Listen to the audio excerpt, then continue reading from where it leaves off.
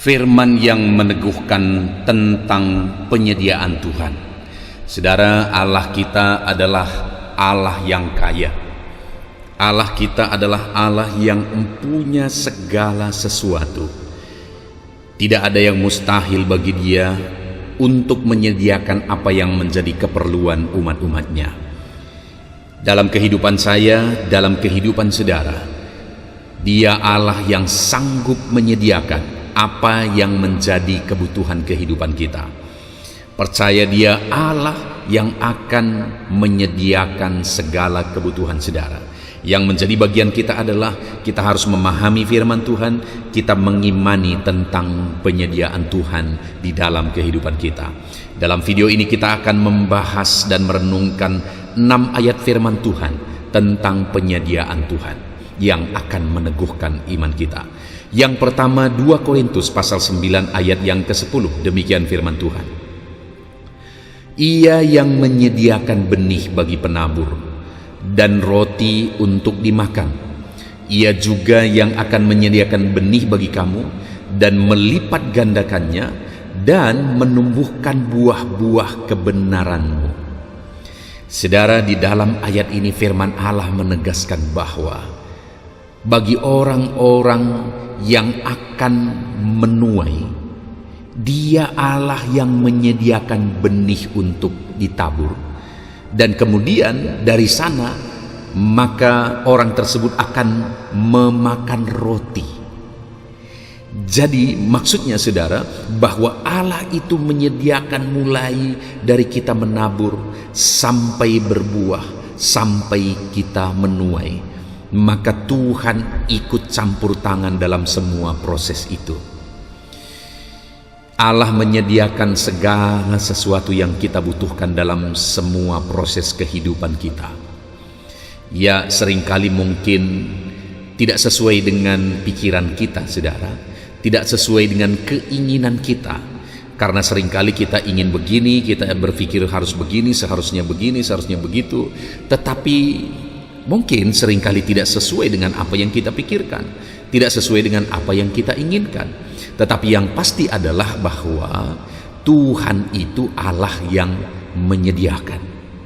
Dia menyediakan benih untuk ditabur, dan Dia Allah yang bekerja dalam proses benih itu tumbuh, bahkan sampai benih itu berbuah, bertumbuh berbuah dan menghasilkan buah untuk bisa dinikmati. Ia menyediakan benih untuk ditabur dan roti untuk dimakan. Dia sediakan benih itu bertumbuh, berbuah, dan kemudian dari sana maka yang menabur tadi akan bisa menikmati hasilnya. Bahkan dikatakan juga saudara bahwa Dia menyediakan benih bagi kamu dan melipat gandakannya, dan dari sana kamu akan mengalami dan menghasilkan buah-buah kebenaran. Akan tumbuh dari benih itu buah-buah kebenaran dalam hidupmu, dalam hati kita, dalam hidup kita. Tuhan yang akan mengerjakan kebaikan-kebaikan, benih-benih kebaikan. Dia yang akan memunculkan benih-benih kebaikan dalam hidup kita, dan benih-benih kebaikan itu akan dilipat gandakan, benih-benih kebenaran itu akan dilipat gandakan. Bahkan kita akan menikmati buah-buah dari kebaikan dan kebenaran yang bertumbuh dalam kehidupan kita. Artinya saudara, kalau kita rindu mengalami dan menikmati buah hasil dari jerih lelah kita, baik itu dalam perkara materi, apa yang kita tabur, Tuhan menyediakan, dan sampai pada akhirnya kita bisa menuai apa yang kita perjuangkan. Bahkan dari hidup kita, karakter kita, sifat kita, ketika kita mulai bertumbuh dalam kebaikan, Tuhan sendiri yang sebenarnya menanam kebaikan dalam hidup kita. Dan ketika kita bertumbuh dan bertumbuh dalam kebaikan, maka pada akhirnya kita akan menikmati buah-buah kebenaran itu sendiri dalam kehidupan kita. Tuhan sediakan benih-benih, dan Dia proses benih itu sehingga bertumbuh, dan kita akan menikmati benih-benih yang disediakan Tuhan untuk ditabur dalam kehidupan kita. Yakobus pasal 5 ayat 11, demikian firman Tuhan. Sesungguhnya kami menyebut mereka berbahagia, yaitu mereka yang telah bertekun. Kamu telah mendengar tentang ketekunan Ayub, dan kamu telah tahu apa yang pada akhirnya disediakan Tuhan baginya. Dan Tuhan Maha Penyayang dan penuh belas kasihan.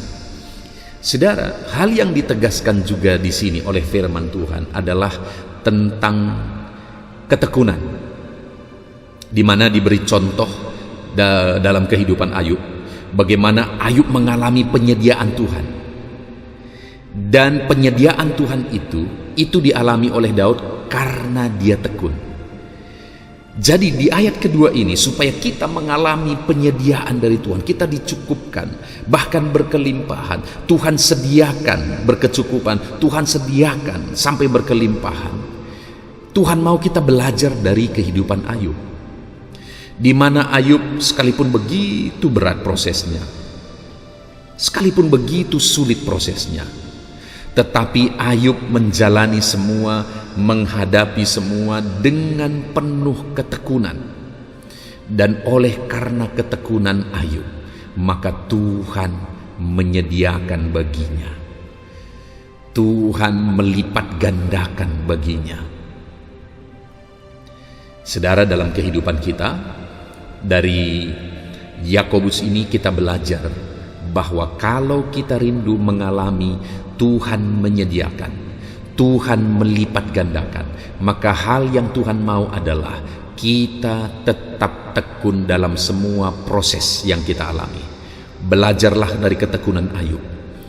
Bukankah begitu besar masalah yang dihadapi oleh Ayub secara bertubi-tubi, sampai istri Ayub saja sudah menyerah. Dan bagi Ayub sendiri, bukankah itu begitu berat? Semua hartanya lenyap, semua anaknya bahkan lenyap, dan kemudian dia ditimpa oleh penyakit. Di sanalah istri Ayub sudah mulai tidak tahan, dan dia akhirnya meninggalkan Ayub. Bayangkan Ayub sendiri, saudara, istrinya meninggalkan dia lagi yang seharusnya menemani dia dalam penderitaan itu. Tapi ketika istrinya meninggalkan dia, sudah semuanya habis. Dia ditimpa oleh penyakit lagi, istrinya pun meninggalkan dia lagi. Tapi dalam semuanya itu, Ayub tetap bertekun. Dan ketekunannya itu diperhitungkan oleh Tuhan, sehingga Tuhan melipat gandakan, Tuhan menyediakan, bahkan melimpahkannya bagi Ayub. Mari saudara, sekalipun berat beban hidupmu, sekalipun sulit perjalanan hidupmu, tetap tekun. Tekunlah menjalani semuanya dalam kebenaran Tuhan. Jangan pernah menjauh dari Tuhan, jangan pernah meninggalkan Tuhan. Tetap tekunlah dalam imanmu seperti Ayub ini, dan pada akhirnya dia mengalami penyediaan dari Tuhan. Ayat yang ketiga, saudara, adalah dari Kejadian pasal 22 ayat yang ke-14. Demikian firman Tuhan. Dan Abraham menamai tempat itu Tuhan menyediakan. Sebab itu sampai sekarang dikatakan orang, di atas gunung Tuhan akan disediakan.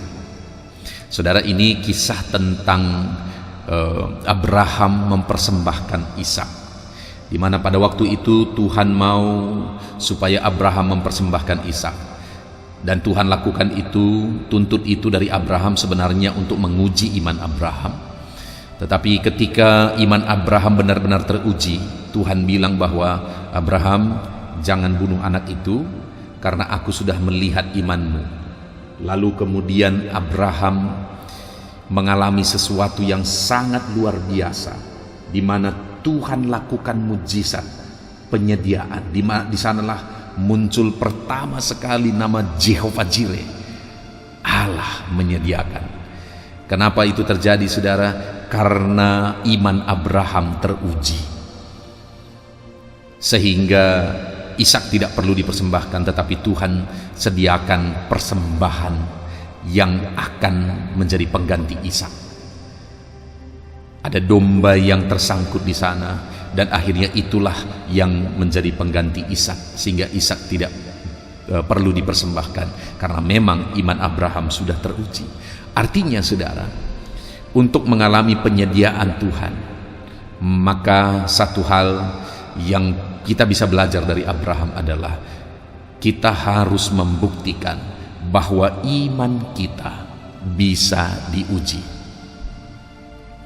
Proses yang kita hadapi, kita harus hadapi dengan benar, dan kita harus menang atas semua proses itu.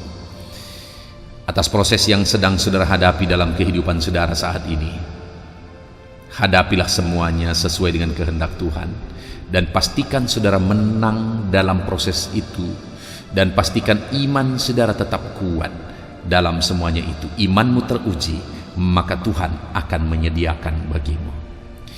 Ayat selanjutnya saudara adalah dari Yesaya pasal 26 ayat 12. Demikian firman Tuhan. Ya Tuhan, Engkau akan menyediakan damai sejahtera bagi kami, sebab segala sesuatu yang kami kerjakan, Engkaulah yang melakukannya bagi kami. Saudara, di dalam Yesaya pasal 26 ayat 12 ini, hal yang ditegaskan adalah tentang penyediaan Tuhan akan damai sejahtera. Tentu saja satu hal yang paling kita butuhkan dalam kehidupan ini saudara, satu hal yang paling kita rindukan dalam kehidupan ini saudara, adalah tentang damai sejahtera Tuhan. Dan firman Tuhan ini menegaskan bahwa Tuhan menyediakan damai sejahtera. Karena apa saudara? Atas segala yang dilakukan oleh umatnya, Tuhan juga ikut berperan di sana. Tuhan juga ikut bekerja di sana. Sehingga dalam segala pekerjaan, dalam segala usaha, dalam segala upaya umat-umatnya, dan ketika Tuhan bekerja di sana, maka damai sejahtera melimpah di sana. Kalau saya dan saudara berusaha, berjuang, bekerja, dan kita serahkan semuanya kepada Tuhan, dan Tuhan bekerja bersama dengan kita, maka damai sejahteranya juga akan memenuhi kita dalam mengerjakan semuanya. Ayat selanjutnya saudara adalah Yohanes pasal 14 ayat 3. Demikian firman Tuhan. Dan apabila aku telah pergi ke situ dan telah menyediakan tempat bagimu, aku akan datang kembali dan membawa kamu ke tempatku, supaya di tempat di mana aku berada, kamu pun berada. Saudara, ayat yang kelima ini saudara, dari Yohanes pasal 14 ayat 3 ini menegaskan bukan hanya penyediaan secara materi, bukan hanya penyediaan tentang perkara-perkara dunia, bahkan bukan hanya penyediaan tentang damai dan ketentraman hidup di dunia ini. Tapi kali ini di dalam Yohanes pasal 14 ayat 3 ini, ayat ini menegaskan tentang penyediaan Tuhan akan kehidupan kekal, tempat bagi kehidupan kekal. Saudara, betapa dahsyat Allah yang kita sembah. Dia bukan hanya Allah yang menyediakan kecukupan materi, Dia bukan hanya Allah yang menyediakan damai dan ketentraman bagi kita, tetapi Dia Allah yang menyediakan tempat bagi kita, yaitu sorga yang mulia. Dia sediakan sorga bagi kita, Dia sediakan tempat kekekalan bagi kita. Saat ini saudara, mari kita jalani semuanya bersama dengan Tuhan. Mari kita tetap dekat dengan Tuhan. Kita jalani semuanya dengan penuh iman dalam Yesus Kristus. Jangan pernah undur dari iman kita. Jangan pernah lemah iman kita. Kenapa saudara? Karena Allah yang kita sembah adalah Allah yang menyediakan. Bukan hanya untuk dunia ini, tetapi Dia Allah yang menyediakan bahkan sampai kepada kekekalan. Ayat terakhir saudara tentang penyediaan Tuhan adalah dari 2 Korintus pasal 5 ayat 1. Demikian firman Tuhan. Karena kami tahu bahwa jika kemah tempat kediaman kita di bumi ini dibongkar, Allah telah menyediakan suatu tempat kediaman di sorga bagi kita, satu tempat kediaman yang kekal, yang tidak dibuat oleh tangan manusia. Saudara, ayat ini juga kembali menegaskan tentang penyediaan Tuhan akan tempat bagi kita di sorga yang mulia. Ayat ini menegaskan bahwa jika tempat kediaman kita di bumi ini dibongkar, yaitu tubuh jasmani kita, saat kita mati, saat kita meninggalkan semuanya, maka Tuhan telah menyediakan satu tempat kediaman di sorga, satu tempat kediaman yang kekal, yang bukan dibuat oleh tangan manusia, tetapi tempat yang disediakan oleh Allah sendiri. Saudara, Dia Allah yang kita sembah, Allah yang bahkan menyediakan tempat bagi kita di sorga yang mulia. Biarlah dalam kehidupan kita terus hadapi semuanya bersama dengan Tuhan. Kita terus jalani semuanya bersama dengan Tuhan. Dan kita nikmati penyediaan Tuhan dalam kehidupan kita, baik dalam kehidupan kita di dunia ini maupun kehidupan kita di kekekalan Tuhan sediakan.